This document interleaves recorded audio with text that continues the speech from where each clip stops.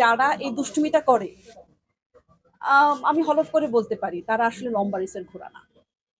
কারণ অসততা দিয়ে আসলে আপনি বেশি দিন টিকতে পারবেন না।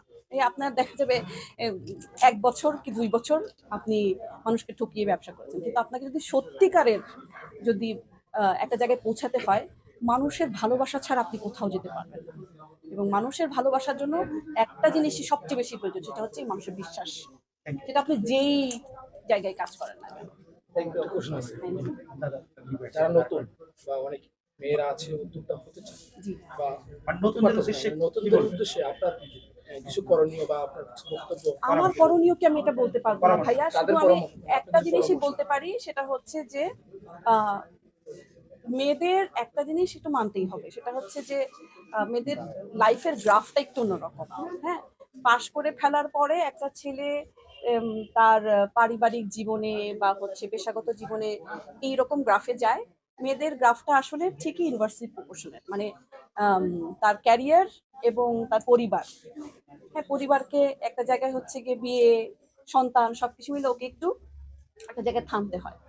এর পরের বিষয়টা হচ্ছে যে তাকে আসলে স্বপ্ন দেখতে হবে। স্বপ্ন দেখা ছাড়া আসলে কোনো উপায় নেই। তাকে আসলে গোল ফিক্স করতে হবে। এবং আমি সেই মেয়েদেরকে বলবো যে স্বপ্ন দেখা ছাড়া যাবে না।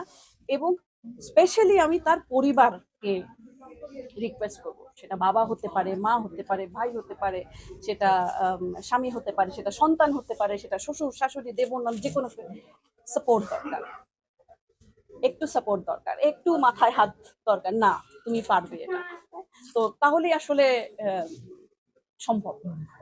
দাদার দাদার মতো কিছু মানুষ পরিবারে একজন থাকলেই হয়, যে চলো হাতটা ধরো, চলো তুমি তোমার স্বপ্নের দিকে হাঁটো। কিছু মনে মানে জায়গাটা এইটা আসলে না, মানে অনেকে প্রতারণার শিকার হয় না, আমি একটা জিনিস বলি, সেটা হচ্ছে কি যে এটা শুধু বিশ্বরং বা অন্য কাউকে আমি আসলে স্পেসিফিক করে বলবো না।